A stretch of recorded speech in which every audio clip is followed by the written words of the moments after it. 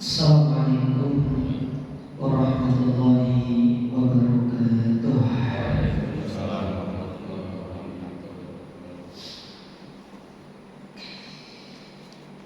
Innal hamdalillah nahmaduhu wa nasta'inuhu wa nastaghfiruh wa na'udzu billahi min shururi anfusina wa min sayyiati a'malina. من يهده الله فلا مضل له ومن يضلل فلا هادي له واشهد ان لا اله الا الله وحده لا شريك له واشهد ان محمدا عبده ورسوله. اللهم انفعنا بما علمتنا وعلمنا ما ينفعنا وزدنا علما واصلح لنا شأننا كله ولا تكلنا إلى أنفسنا طرفة عين. Amma ba'd, kaum muslimin dan muslimat, Bapak Ibu, para jamaah yang semoga senantiasa dirahmati Allah. Alhamdulillah, kita tak bosan-bosannya untuk selalu bersyukur kepada Allah Azza wa Jalla atas segala karunia, nikmat yang Allah berikan kepada kita sampai di detik ini, yang mana kita sering menganggap nikmat itu hanya sebatas pada materi duniawi. Padahal nikmat yang Allah berikan kepada kita sangat banyak sekali. Allah mengatakan dalam Al-Quran, wa atakum min kulli ma sa'altum, dan Allah berikan segala hal dari apa yang kalian inginkan. Allah kasih, Allah memberikan sesuai dengan apa yang menjadi permintaan kita, dan Allah memberikan sesuatu yang lebih baik dari apa yang kita minta, dan Allah memberikan sesuatu yang semisal dengan apa yang kita minta.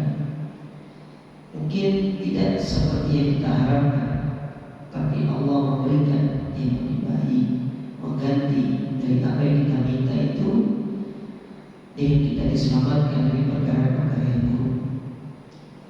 Artinya nikmat Allah itu banyak, namun kita manusia terkadang memiliki pola pikir yang sempit, menganggap nikmat Allah hanya berupa materi-materi dunia. Kita menganggap nikmat itu kalau ibu-ibunya dikasih emas, dikasih berlian sama suaminya, dikasih uang. Tapi giliran suaminya adalah suami yang dekat dengan Allah, yang soleh, rajin ke masjid, sebagian istri menganggap itu bukan nikmat. Demikian pula para suami beranggapan bahwasanya nikmat itu kalau bulan ini diumumkan ada kenaikan gaji, ya kan, tahun baru dipromosikan jabatannya, mungkin yang jualan omsetnya bertambah, selalu dalam materi-materi dunia. Terkadang lupa dia punya istri yang soleh, dia punya anak yang soleh dan soleh, yang jadi qurratul a'yun, penyujuk pandang. Tidak semua orang memiliki ini. Dan bukankah Allah Subhanahu wa Ta'ala di dalam Al-Quran pernah menyebutkan kepada kita bahwasanya ujian terbesar manusia itu terletak pada dua hal. Yang pertama pada harta, dan yang kedua pada anak keturunannya. Ini ujian terberat manusia, pada harta dan anak keturunan. Tapi ketika Allah Subhanahu wa Ta'ala menjadikan dia bisa selamat dari ujian tersebut, salah satunya dengan dia memiliki anak yang soleh dan soleh, itu nikmat yang luar biasa. Bukankah di antara doa Nabi Ibrahim ketika berdoa kepada Allah, beliau mengatakan, Rabbi habli minas sholihin,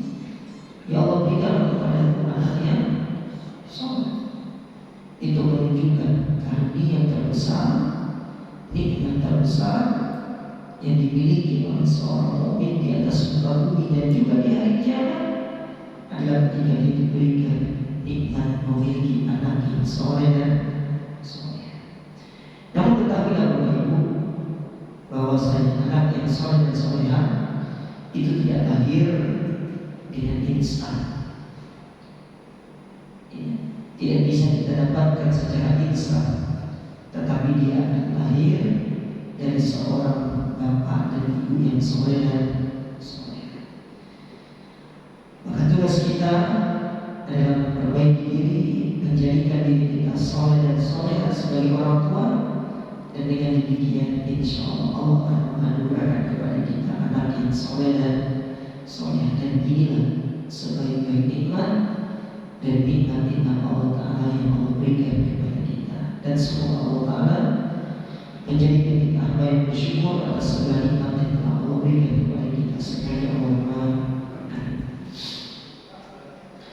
Bapak Ibu dirahmati serta dimuliakan oleh Allah, kembali kita akan melanjutkan kajian kita dari Arba'in An-Nawawiyah, yaitu bab hadis yang ditulis oleh Imam Abu Zakaria Yahya ibn Sharaf An-Nawawi Asy-Syafi'i rahimahullah ta'ala.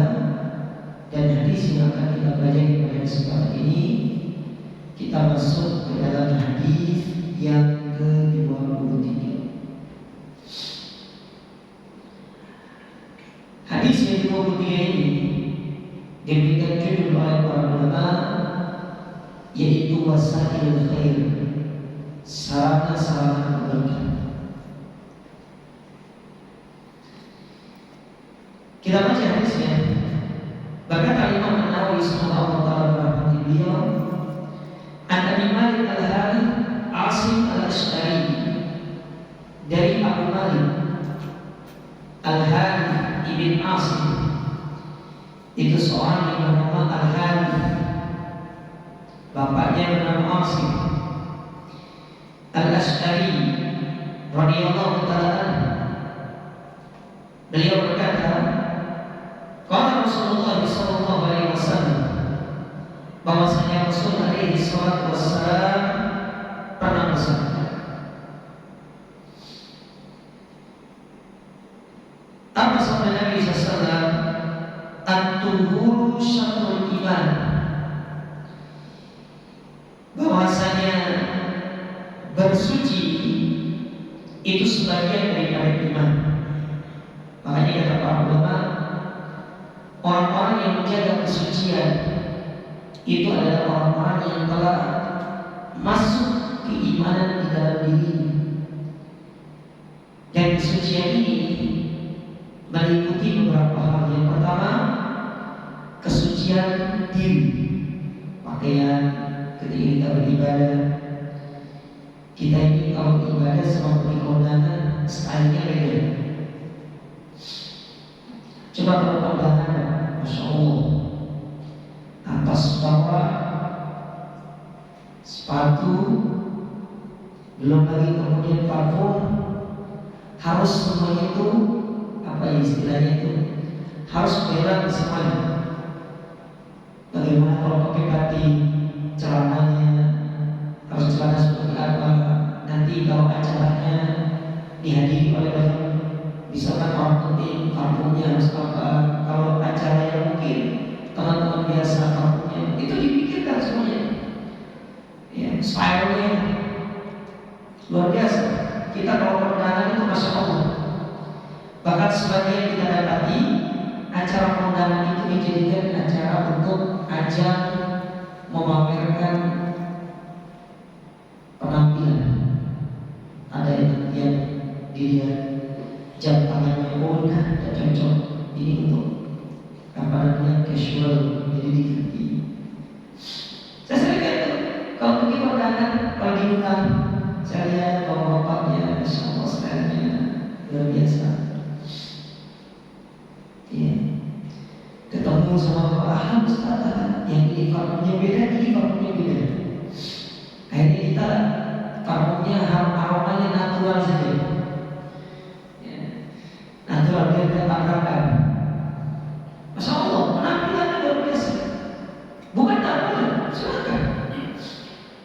Silakan, tidak ada yang larang. Islam tidak pernah melarang kita untuk berpenampilan rapi. Sekali lagi saya katakan, Islam tidak pernah melarang kita untuk berpenampilan rapi. Silakan Anda berpenampilan seperti itu, tapi ingat, ketika kita bertemu dengan Allah pun harus sama. Jangan sampai ketika bertemu dengan Allah itu berbeda dengan kita bertemu sesama manusia. Karena sebagian orang kita dapati kalau bertemu dengan manusia itu, masya Allah, penampilannya diperhatikan. Tapi kalau dia bertemu dengan Allah Taala, sa'oni. Biasanya, pada Allah Taala mengatakan dalam Al-Quran, "Khudhu zinatakum inda kulli masjid." Perhatikan ayat itu. Allah tidak mengatakan dalam ayat tersebut, "Khudhu libas," ambil pakaian. Allah tidak mengatakan "Khudhu malabis," ambil pakaian-pakaian yang tidak. Tapi Allah mengatakan "Khudhu zina," ambillah perhiasan. Perhiasan yang terbaik. Kenapa Allah Ta'ala menggambarkan pakaian dengan perhiasan? Karena banyak manusia itu sangat berbangga dengan pakaiannya, dan itu merupakan perhiasan yang sering ditonjolkan di hadapan masyarakat. Bayangkan Bapak Ibu, sekedar orang membuaya beda hadap, ini beda hadap, ya kan? Buaya itu antara yang ngadep dalam sama ngadep luar itu nggak sama ya. Yang ngadep dalam ya harganya ekonomis, tapi cuma ngadep luar itu sudah menjadi 2 biji. Harganya sudah segitu. Dan orang berbangga dengan pakaiannya. Ya, belum lagi pakai jam tangan. Pakai jam tangan yang harganya, kita pakai jam tangan yang harga mungkin 3-4 juta itu sudah wah. Ini ada orang pakai jam tangan, apalagi dia jelas kan, ini jam tangan hanya 100 piece di dunia. Saya yang ke-99, luar biasa. Berapa harganya? 2 miliar. Investasi, benar. Banyak orang yang bilang seperti itu, investasi. Tapi tidak pernah berpikir untuk investasi akhirat. Tapi kalau investasi dunia, masya Allah, pada segala hal yang kita investasikan di dunia, kita tinggalkan. Kalau nanti semua itu akan menjadi bagian dari harta warisan yang kita wariskan kepada anak keturunan. Ada jadinya ceritanya orang meninggal dia pakai jam tangan yang 2 miliar itu. Semua dilepas ketika dimandikan, dilepas.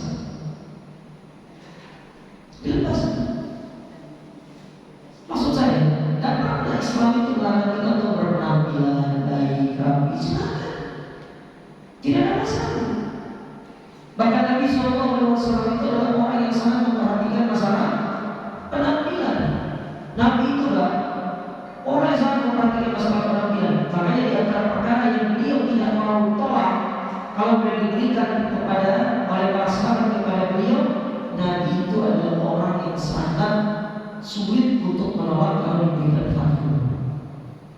Kalau diberikan parfum, Nabi tidak mengenal, karena parfum itu menjadikan orang itu memiliki aroma yang baik.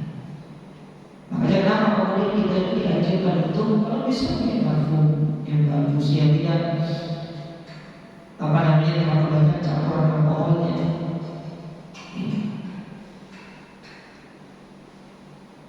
Karena memang dahulu orang Mekah itu sangat senang dengan parfum. Makanya tidak usah heran kalau jenengan pergi ke Saudi, dia toko parfum di mana-mana. Karena memang orang Saudi itu pada hakikatnya memang senang. Orang Mekah itu senang parfum memang dari dulu. Mereka itu orang yang buat parfum, dijual ke Syam, dijual ke Palestina, dijual ke Yaman. Ketika masa itu memang dagangan mereka parfum. Akan saya heran kalau kita lihat kok parfumnya ini parfum, ini parfum, ini parfum. Memang begitu terasa senang dengan yang namanya. Makanya itu dan dilarang. Karena itu bagian daripada kebersihan diri. Maka silakan untuk diperhatikan. Yang kedua, yaitu kebersihan tempat tinggal. Islam itu menyuruh kita untuk membersihkan tempat tinggal. Makanya kalau bisa rumah itu rapi, toiletnya bersih, Apalagi mohon maaf, kita dapati sebagian kaum muslimin itu menganggap kebersihan rumah itu suatu hal yang biasa. Bayangkan gara-gara rumah kita tidak bersih, orang lain terdampak, bukan itu boleh namanya. Maka bagian dari kebersihan rumah itu termasuk membersihkan selokan. Kalau memang selokannya itu terbuka, ada gotong royong, ikuti. Itu bagian daripada kita menjaga kebersihan tempat tinggal kita. Buang sampah diperhatikan. Jangan menonton video rumah saya silakan Anda bukan cerita. Tapi di satu sisi kita tidak mengamalkan hadis ini. Ini yang pertama. Yang kedua, kalau rumah kita kotor itu akan berdampak kepada yang lainnya, dan itu zalim. Itu zalim bagi yang lainnya. Dan bayangkan kalau tetangga pikiran kita terzalimi dengan apa yang kita lakukan, dia berdoa berubah kepada kita. Bukankah Allah Nabi SAW mengatakan salah satu doa yang mustajab adalah doa orang yang zalim? Kan itu yang perlu diperhatikan. Kalau sampah ditaruh di luar untuk diambil sama tukang sampah, tahu nggak di dalam apa sampah? Ya tidak baru yang sana sini. Kalau dia berserahan kita bersihkan. Karena kita dapat seperti itu. Sebagian dari kaum muslimin dia tidak perhatian dengan kebersihan tempat tinggal. Kalau rumput tinggi bersihkanlah rumput itu. Kalau tidak punya waktu, niatkan untuk sedekah panggil orang lain. Banyak tukang-tukang taman, tukang-tukang kebun yang bisa kita bantu. Siapa tahu yang kita bantu dia menyuruh minta tolong dia untuk bersihkan taman kita. Itu bagian daripada kita bersedekah kepada dia. Bisa seperti itu. Hukum asalnya bisa kita bersihkan sendiri, misalkan seperti itu. Tapi kita sedekah sama orang. Namun sedekahnya itu supaya tidak terlihat orang itu wibawanya jatuh. Kita minta tolong dia, Pak, tolong bersihkan taman. Ya. Kalau biasanya tukang kebun diberikan 100.000, jadi kasih lebih 150. Anggap aja sebagai sedekah. Itu sedekah secara sembunyi-sembunyi. Perhatikan kebersihan tempat kita. Subhanallah, saya pernah bertamu ke salah satu rumah ya, saudara, ya, sama muslim. Pada mulai hari itu saya ditargetkan untuk ke toilet. Akhirnya mau nggak mau saya minta tolong. Saya banyak toilet. Ternyata toiletnya itu masuk ke dalam dapur. Subhanallah, ketika melewati dapur, di bawah dapur itu botol-botol plastik. Ya, air mineral itu ditumpuk di situ, dan itu membuat kotor toilet. Itu tidak rapi seperti itu. Hal-hal semacam ini coba dibersihkan di rumah. Ini bagian daripada iman. Karena Islam itu melarang kita untuk memiliki sifat kumuh. Maka coba lihat, justru hadis ini itu diambil oleh orang-orang barat dari sini. Kita dapati di beberapa negara-negara barat, ya, terutama di Eropa itu, dari negara yang pernah saya kunjungi sampai negara diceritakan oleh teman saya.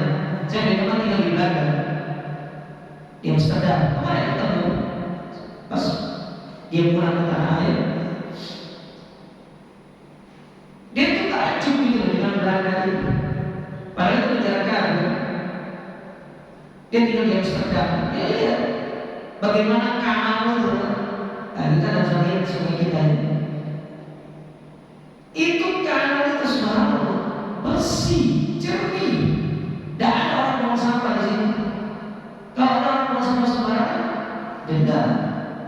Jalan bersih, jalan rapi, perumahan-perumahan yang flat-flat yang dijadikan sebagai tempat tinggal itu bersih, rapi.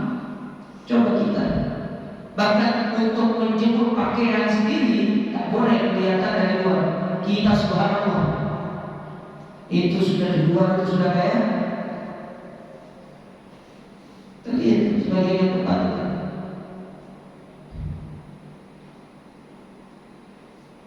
Jadi perlu diperhatikan. Karena Islam itu menyuruh kita bersih. Loh, Ustaz, ini kan sudah budaya masyarakat. Iya, kalau budayanya bagus diikuti. Kalau budaya buruk, tidak kita ubah. Kalau budaya yang baik, silakan tetap dilanjutkan. Contoh,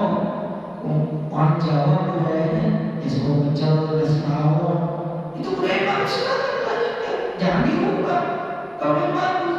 Tapi kalau buruk, perkara-perkara yang buruk itu yang perlu kita perbaiki. Jangan kesannya kemudian itu kan budaya, benar. Ya ini budaya, tapi kan ada yang baik untuk dipertahankan, ada yang buruk untuk diperbaiki, kan seperti itu.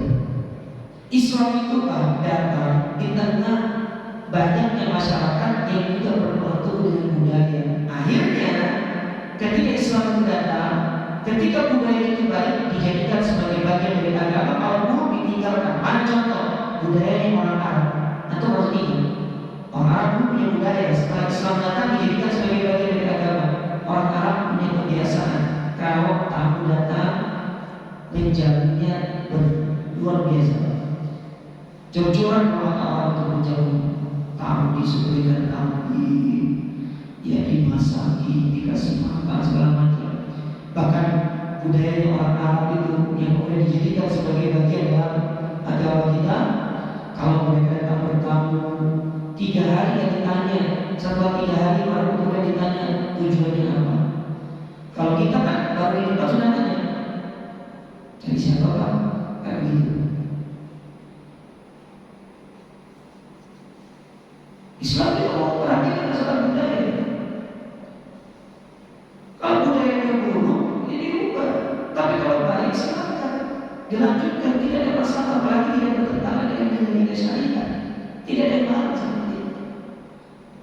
Contoh misalnya, Islam itu hanya memberikan sebuah patokan bahwasanya kita dianjurkan untuk menjamu tamu. Nah, menjamu tamu di masing-masing daerah itu tidak sama. Antara misalkan di Jawa Timur saja dengan Jawa Tengah kan beda. Jawa Timur aja daerah-daerahnya kan beda-beda cara menjamu tamunya. Selama cara menjamu tamu itu tidak bertentangan dengan syariat, silakan, tidak dilarang. Tapi kalau misalkan menjamu tamu ada kemudian kita dapati di sebagian negara bagi wilayah di Indonesia itu, kalau menjamu tamu dihidangkan apa namanya tuang yang bisa memabukkan, maka itu tidak boleh kita ikuti, diganti pakai teh manis misalnya. Ya. Nah, seperti itu. Mungkin dijamunya dengan cara yang lain. Sepengalaman saya pas waktu saya pergi Jawa Barat, saya kalau dijamu itu, kalau bertamu ke rumah Mas kawan itu beda-beda tempat. Satunya, kalau dia tidak bisa memberikan minuman, mungkin paling tidak dikasih air hangat. Yang kedua, saya datang ke rumah teman yang lain, saya dijamu dengan cara dia melihat, dia buat makan. Beda-beda, dan itu bagus, tidak ada masalah. Ini budaya, dan yang paling sini. Jadi Islam itu memperhatikan masalah kebersihan. Jangan kita bersembunyi di balik budaya, kemudian kita katakan ini budaya kita. Ini harus diubah. Karena Islam sangat memperhatikan masalah kebersihan tempat tinggal. Ini yang kedua. Yang ketiga, kebersihan tempat ibadah. Masjid dan bagian dari masjid itu, mohon maaf, toilet tolong diperhatikan. Karena sebagian masjid itu toiletnya kurang bersih. Gimana rumah ibadah kita kalau banyak didatangi orang sementara toiletnya kotor? Termasuk kebersihan di area utama masjid. Kalau pakai karpet seperti ini kan paling tidak sering-sering divakum, karena kan dia bisa banyak debu, sehingga orang kalau lagi sujud harusnya dia banyak berdoa, khusyuk berdoa, ini kok banyak debu ya, tidak khusyuk dalam berdoa. Kan penting hal seperti ini. Segala hal yang bisa membantu kehusyukan seseorang sholat di rumah Allah itu bagian daripada ibadah itu sendiri, dan itu bagian daripada kita memperhatikan tamu Allah yang datang ke sini. Makanya jangan kira pekerjaan pamrok itu buruk, karena dia sedang melayani tamu Allah, melayani para hamba-hamba Allah yang datang ke sini untuk melaksanakan ibadah, dan pahalanya besar. Pahalanya besar.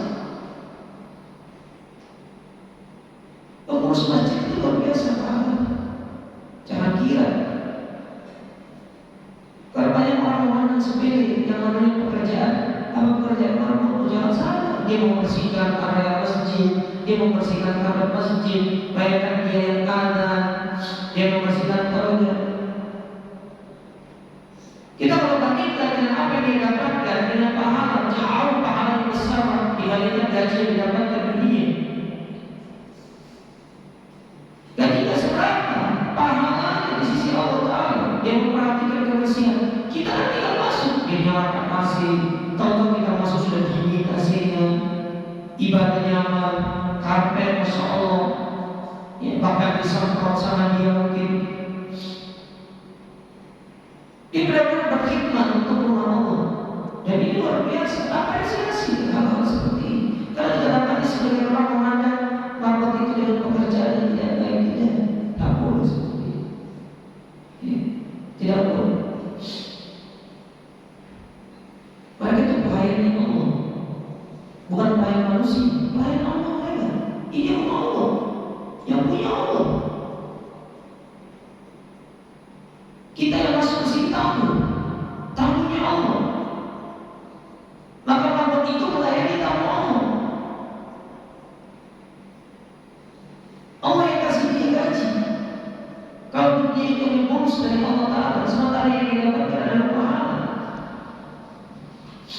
Bukankah salah satu keistimewaan orang-orang yang mereka itu memperhatikan rumah Allah Subhanahu Wa Ta'ala, nanti kelak dia kiamat dia akan diberikan tempat yang indah oleh Allah Ta'ala.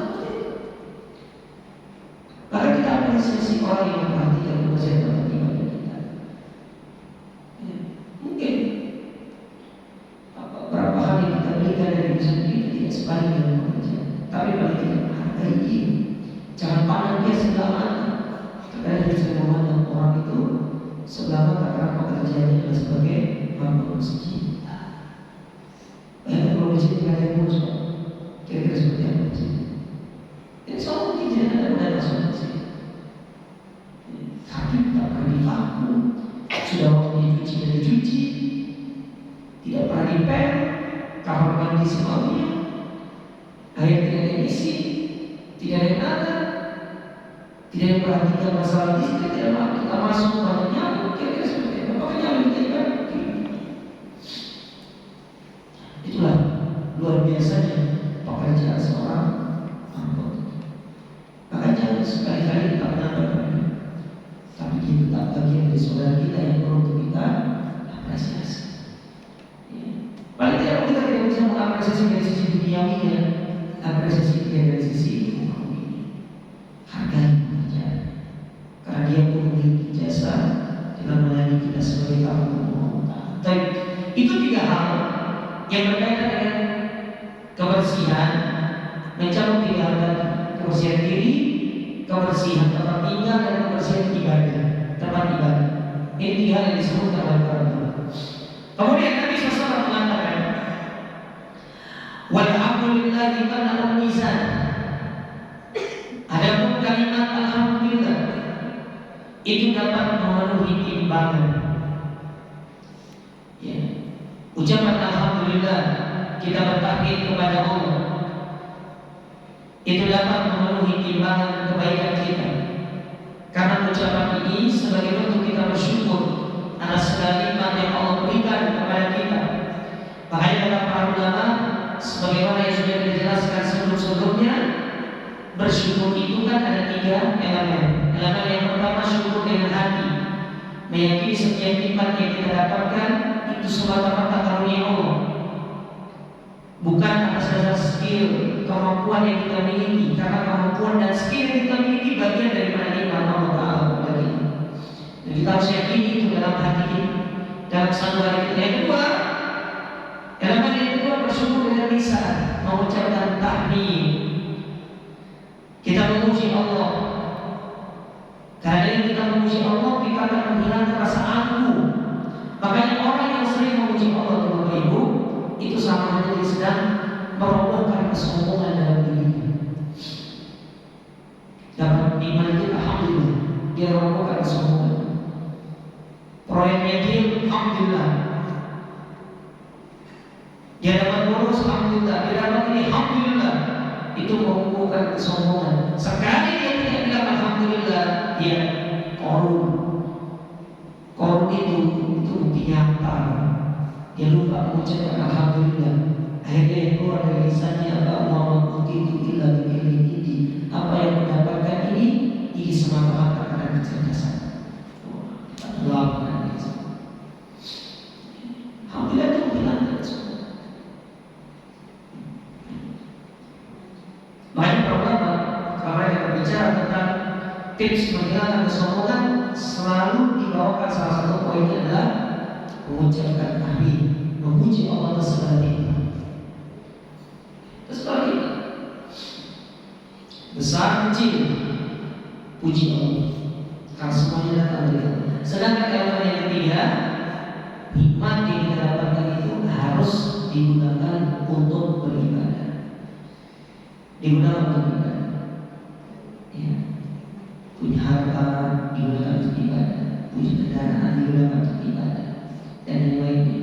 Diberikan jabatan gunakan untuk ibadah. Ustaz, gimana caranya kalau saya punya jabatan untuk ibadah? Kalau jenengan itu kepala buatlah peraturan yang tidak merugikan bawahan, itu bagian dari ibadah. Ya. Kalau jenengan itu adalah seorang karyawan di satu perusahaan atau suatu instansi, maka cara beribadahnya lakukan amanah dengan sebagainya. Jangan jam kerja apa, itu bagian dari ibadah. Ya. Seperti itu cara kita beribadah kepada Allah dengan kita memiliki sebuah kedudukan dengan pekerjaan. Banyak cara kita beribadah dengan iman.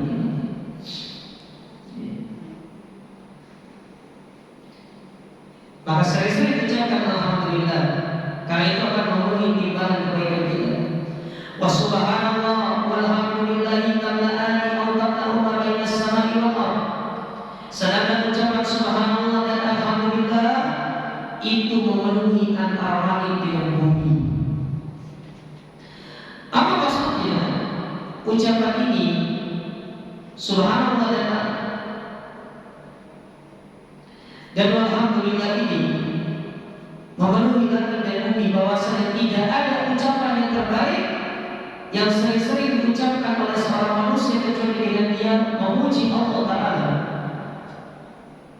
mensucikan dan memuji Allah.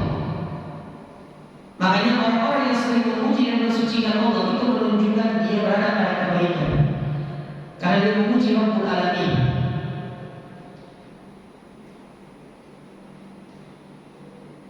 Kita kalau sering-sering puji Allah, kita sering berada di atas kebaikan. Karena Allah Subhanahu wa Ta'ala kalau sering dipuji, Allah akan membalas pujian itu dengan kebaikan. Tapi kalau manusia dipuji, lama-lama dia bosan. Puji terus, dan maunya apa sih? Pasti nanya seperti itu. Kalau Allah semakin dipuji, justru semakin memberikan kebaikan kepada kita. Dan Allah tidak akan pernah bosan. Dan orang yang selalu memuji Allah pun dia tidak akan pernah bosan untuk dia memuji Allah Subhanahu wa Ta'ala. Manusia adalah sang bosan. Jangankan dia yang dipuji, kita yang suka memuji manusia, kalau apa yang kita inginkan dari dia kita tidak dapatkan, berhenti kita puji dia, yang ada tidak celah. Cuma sekali usaha di sana, usaha di sini, tak paham. Ya, proyek pun tak turun, sudah lah. Akhirnya jadi puji lagi. Jelas, pelit, ya. Dibilang pelit nanti dibicarakan sana sini, karena memang pada hakikatnya yang berhak untuk dipuji dengan segala pujian, yang berhak untuk disucikan dengan segala kebaikan itu Allah Ta'ala, karena Allah yang memberikan kebaikan kepada kita. Makanya kenapa Nabi SAW setiap harinya selalu memuji Allah Ta'ala, bertasbih, bertahmid, bertakbir kepada Allah Ta'ala, karena memang Allah yang berhak untuk diberikan hal tersebut. Makanya kemudian Nabi diberikan berbagai macam kebaikan. Nah, kita kalau ingin diberikan berbagai kebaikan dunia ataupun akhirat, baik dalam keluarga, bermasyarakat, dalam pekerjaan, sering-sering puji Allah, sering-sering puji Allah. bertasbih, bertahlil. Itu cara untuk kita mendatangkan kebaikan kepada diri kita sendiri. Lalu kemudian Nabi SAW mengatakan, wassalatu nur. Salat itu adalah cahaya. Apa yang dimaksud dengan salat itu adalah cahaya? Kalau Allah menyebutkan ada dua maksud. Yang pertama, cahaya di alam kubur yang akan menerangi kuburan kita. Karena kuburan itu gelap. Sekali lagi, kuburan itu gelap, itu cahaya, dan salah satu cahayanya adalah salat. Makanya kenapa orang beriman kuburannya terang, karena dia salat. Sebaliknya kalau orang Islam kan sholat, berarti menjadikan kuburannya gelap. Makanya disebut dengan cahaya sholat itu adalah cahaya. Yang kedua, kata para ulama, kenapa sholat itu disebut dengan cahaya? Karena sholat itu yang akan menerangi jalan kita untuk menyeberangi sirat. Jadi nanti ketika kita menyeberangi sirat al-mustaqim yang dibentangkan di atas neraka jahanam, ya, dibentangkan di atas neraka jahanam, kita berkumpul di suatu titik, akan menuju ke titik berikutnya, melewati namanya sirat. Dan Nabi telah menyebutkan sifat dari sirat itu lebih tipis daripada bulu, lebih tajam daripada pedang. Dan di samping kiri kanan sirat ada kalalil. Kalalil itu seperti mata pancing itu, yang siap untuk mencari, ya, melewati sirat itu. Nah, ketika kita lewati sirat, kita butuh cahaya untuk berjalan. Salah satunya adalah sholat itu sendiri. Banyak orang yang sering memperhatikan ibadah sholat, semakin besar cahayanya dan akan semakin terang jalannya. Tapi kalau orang jarang memperhatikan sholat, nah itu cahayanya itu kadang hidup, kadang muncul lagi, itu maksudnya. Ya, kadang ada, kadang ada. Ya. Tapi kalau yang sering memperhatikan sholat, cahayanya besar. Dan dia akan mudah untuk melewati sirat tersebut. Makanya kemudian Nabi SAW mengatakan as-sholatu nur. Sholat itu cahaya. Ya. Ada pula yang mengartikan kenapa sholat disebut dengan cahaya? Karena dia akan memberikan cahaya ketika di padang mahsyar. Ketika Nabi SAW ditanya, bagaimana cara kau mengenal kaummu di tengah banyaknya kerumunan manusia dari awal sampai akhir, dan dari mana kau mengenal bahwa mereka adalah kaummu? Maka Nabi memberikan sebuah perumpamaan bagaimana pemilik kuda dia bisa mengenal kudanya di antara ribuan kuda yang ada, disebabkan karena kuda itu memiliki tanda. Dan aku pun mengenal umatku karena dia punya tanda, yaitu wajah, kedua tangan dan kakinya bercahaya, disebabkan karena air wudhu yang sering dia sentuh. Dan itu yang akan menjadi tanda untuk aku mengenal mereka. Ada yang mengatakan seperti itu. Intinya, ketiga penafsiran ini semuanya sama-sama benar. Cahaya di kubur, cahaya di padang mahsyar, cahaya ketika kita melewati sirat. Karena memang kita butuh kepada cahaya tersebut untuk kita bisa selamat sampai surga Allah. Makanya disebut dengan as-salatu nur. Salat itu merupakan cahaya. Lalu kemudian Nabi SAW mengatakan, was-sadaqatu burhan. Sedekah itu adalah bukti dari keimanan maksudnya. Karena banyak orang mau mengeluarkan kalau ada balasan, kalau ada balikannya. Sementara sedekah itu kita dituntut untuk yakin Allah akan membalas. Tidak seperti orang berbisnis kan, dia keluarin satu harus segera dapat balikan yang 2, 3. Kalau orang sedekah, dia itu berharap balasannya bukan saat itu, tapi nanti, mungkin 1 minggu kemudian, 1 bulan kemudian, 1 tahun kemudian dari sedekahnya baru kemudian Allah akan membalas. Itu cara Allah Ta'ala. Kenapa kemudian Nabi mengatakan sedekah itu adalah merupakan bukti keimanan? Karena banyak orang tidak mau mengeluarkan sedekah itu karena dia kurang iman. Makanya ketika imannya tinggi, dia butuh untuk membuktikan keimanannya dengan bersedekah. Makanya Nabi SAW mengatakan, Allah Ta'ala berfirman dalam Al-Quran, man dzakara yuridullahu fardhan hasan fa yudha'ifahu lahu adafan. Orang yang benar-benar beriman iman, ketika dia diberikan harta, dia akan keluarkan harta itu dan dia pasti akan diganti. Allah katakan iman. Allah kaitkan antara sedekah dengan iman. Karena seorang itu butuh keimanan untuk bersedekah. Karena sedekah itu tidak akan diganti pada saat ini, tapi nanti. Karena yang Nabi SAW coba perhatikan kata Nabi. Mungkin jenengan yang sering mendengar di sini. Nabi bersabda, ikutilah haji dengan umroh, karena keduanya menghilangkan kefakiran. Padahal hadis itu kan, barangkali haji dengan umroh karena keduanya menghilangkan kefakiran. Atau berpikir secara logika, matematika, secara ilmu bisnis, ilmu ekonomi atau dan yang lain. Gimana ceritanya Ustaz? Anak baru pergi haji plus lah. Anak sudah habis kendaraan 300 juta. Setelah itu kan disuruh pergi umroh lagi. Habisin uang lagi 50 juta satu orang, pergi-pergi ke sesuatu dulu. Kok bisa ada keluarga sebanyak ini, saya keluarga sebanyak ini, saya bilang menghilangkan kefakiran? Dari mana? Ya kalau hitung-hitungannya seperti itu tidak masuk. Makanya hadis itu kata para ulama, barangkali haji itu umroh keduanya menghilangkan kefakiran, itu hadis iman, bukan hadis tentang masalah matematika, ekonomi, bukan. Itu hadis iman. Dengan kita mengimani, meyakini Allah akan memberikan balasan. Keimanan. Dan subhanallah saya dapati banyak orang dia dimudahkan oleh Allah Ta'ala dari sisi masalah utang piutangnya, dia dimudahkan oleh Allah Ta'ala dari sisi masalah keberangkatannya. Saya kenal satu jemaah, Masya Allah, dia cerita, dulu dia punya uang banyak, dia punya hutang banyak. Bukan hanya hutang dia, hutang orang tuanya. Hari satu momen, dia dapatlah hadis ini.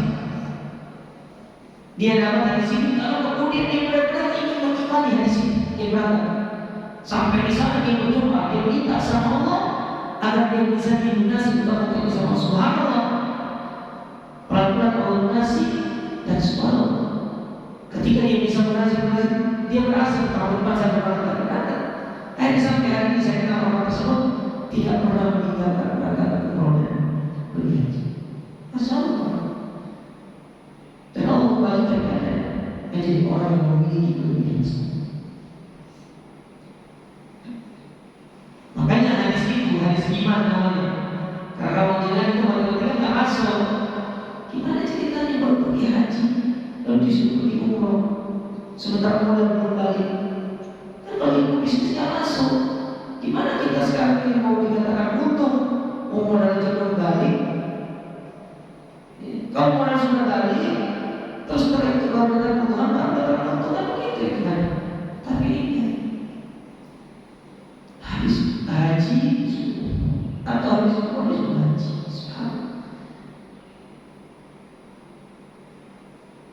Nah ini kan kenapa kemudian sedekah itu disebut dengan bukti? Karena merupakan bukti keimanan. Karena yang berperan di situ adalah kita meyakini Allah akan membalas segala hal yang akan kita keluarkan di jalan. Dalam Quran Nabi SAW mengatakan, wasabru dia, dan kesabaran itu merupakan pelita yang akan memberikan pelita kepada orang-orang yang memiliki kesabaran. Al-Quran hujjatul laka alaik. Al-Quran itu adalah akan menjadi sebab yang meringankanmu dan yang akan memberatkanmu. Apa maksudnya? Al-Quran itu memberatkan dan meringankan. Al-Quran itu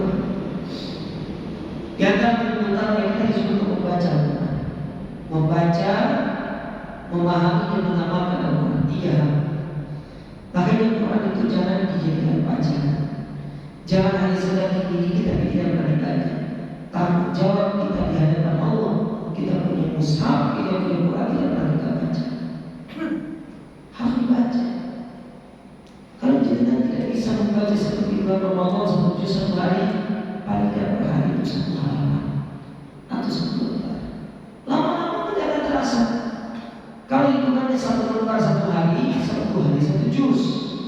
Kalau hitungannya setengah lembar 1 halaman per hari, berarti 20 hari 1 juz. Kan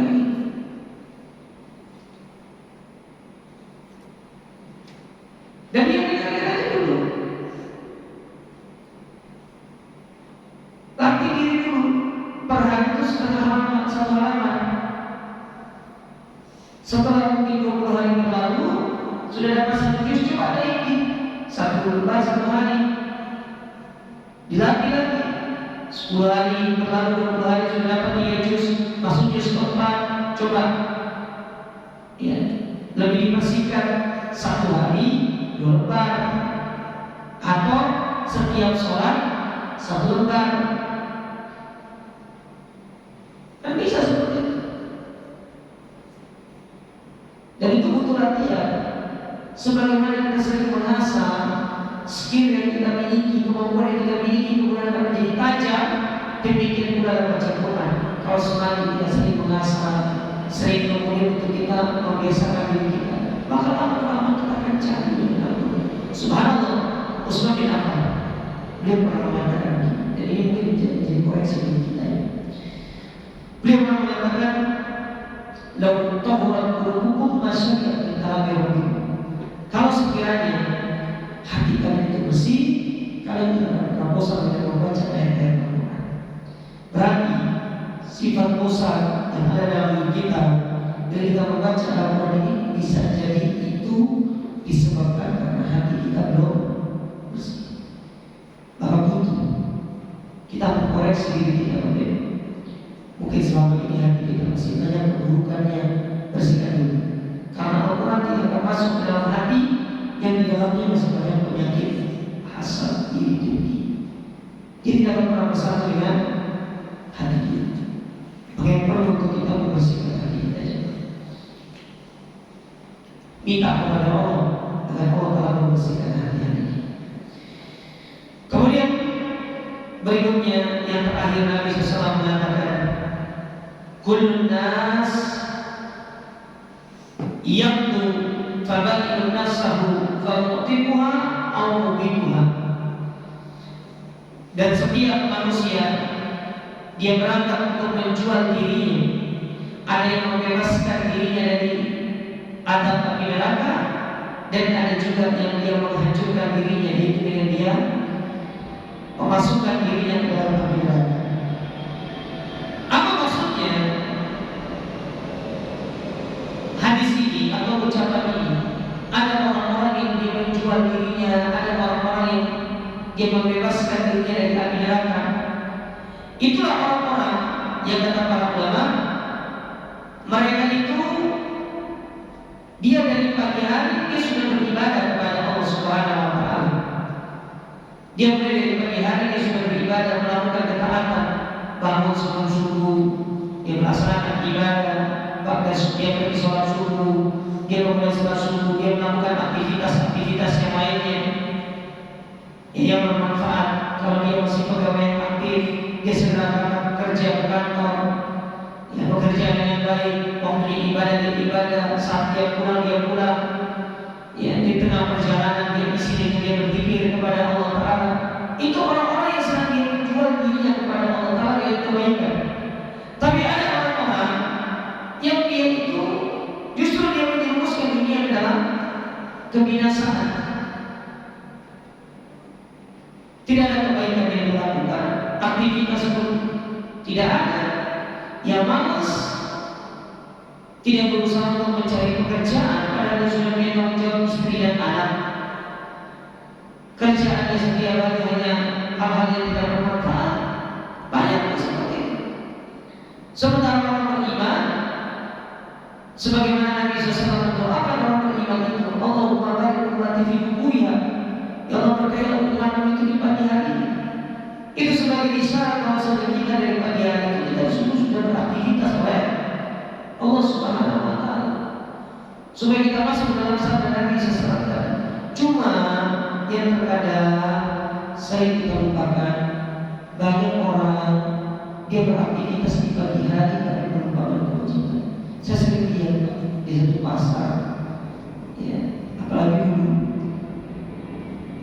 dulu waktu tahun berapa ya, saya masih tinggal di daerah Surabaya Utara. Ada satu pasar itu bermasjid. Pasarnya sebelum subuh itu sudah buka, ada, tapi yang masuk masjid sedikit. langsung menjadi sesuatu yang bisa. Ini kan orang sholat Ramadan dia tetap transaksi.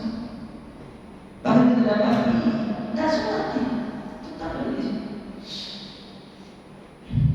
Tidak sholat. Nah, gimana kemudian kita menyebutkan Allah Taala misalnya, sementara kewajiban-kewajiban kita lakukan. Sederhananya begini Pak, cara berpikir. Kira-kira apakah pantas seorang karyawan, dia dikatakan karyawan teladan, dinaikkan gajinya, diberikan bonus, dipromosikan jabatannya, kalau satu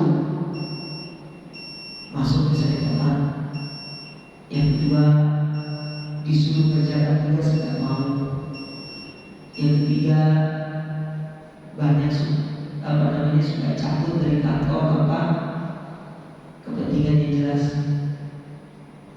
Kenapa? Orang yang dinaikkan gajinya, diberikan bonus, dipromosikan jabatan, kan orang-orang yang dia bekerja dengan baik, dia masuk tepat waktu, dia perhatikan tertibnya, dia perhatikan SOP, kan itu yang dia akan ditinggikan atau diangkat dari jabatan. Demikian pula Allah Ta'ala juga memiliki kriteria seperti itu. Gimana kemudian rezeki mau dilancarkan, usaha dimudahkan, yang urusan-urusan diberikan kemudahan sama Allah, sementara kita tidak melakukan apa-apa yang Allah perintahkan. Perhatikan apa yang menjadi kewajiban-kewajiban sholat, ibadah-ibadah lain. Kalau kata Imam Syafi'i, ibadah mahdoh dengan ghairu mahdoh ini perhatikan. Kalau ini kita perhatikan, semua itu Allah Subhanahu Wa Taala memudahkan segala urusan. Nah inilah hadis yang 23 yang disebut oleh Nabi Sallallahu. Kita belum menyebutkan tentang pelajaran apa saja. Insyaallah kita sebutkan pada pertemuan berikutnya tentang pelajaran yang bisa diambil dari hadis yang mulia ini. Wallahu a'lam bishawab. Ini yang bisa kita ambil dalam kesempatan ini. Kita akhiri kita berdoa kepada Allah Subhanahu Wa Taala. Semoga Allah Subhanahu Wa Taala memudahkan segala urusan-urusan kita, menjadikan kita sebagai hamba yang bersyukur atas segala nikmat, diberikan kemudahan dalam setiap kesulitan, diberikan jalan keluar pada setiap kebutuhan, dan yang sakit diberikan kesembuhan, yang memiliki hutang dimudahkan Allah untuk melunasi hutang-hutangnya. Allahumma aslina lana alladhi wa rabbina wa aslina lana alladhi fiha ma'asyur wa aslina akhirata alladhi ilayha ma'adud wajib hayat ziyadatan lana fi kulli khair wajib al-mauta rahmatan lana min kulli syarr. Allahumma la taj'al dunya akbar rahmina wa la mablagha ilmina. Allahumma inna nas'aluka al-huda wa at-tuqa wal hikmata wal ghina. Allahumma arina al-haqqa haqqan warzuqna ittiba'ahu wa arina al-batila batilan warzuqna ijtinabah. Allahumma inna nas'aluka ilman nafi'an wa rizqan thayyiban wa amalan mutaqabbalan. Allahumma inna na'udzubika min ilmin la yanfa' wa min qalbin la yakhsha wa min nafsin la tashqa wa min da'watin la yustajabu laha. Rabbana zalamna anfusana wa in lam taghfir lana wa tarhamna lanakunanna minal khasirin. Rabbana atina fid dunya hasanah wa fil akhirati hasanah wa qina adzabannar. Wa akhiru da'wana alhamdulillahi rabbil alamin. Subhanallah wa bihamdihi, asyhadu an la ilaha illa anta, astaghfiruka wa atubu ilaik. Assalamualaikum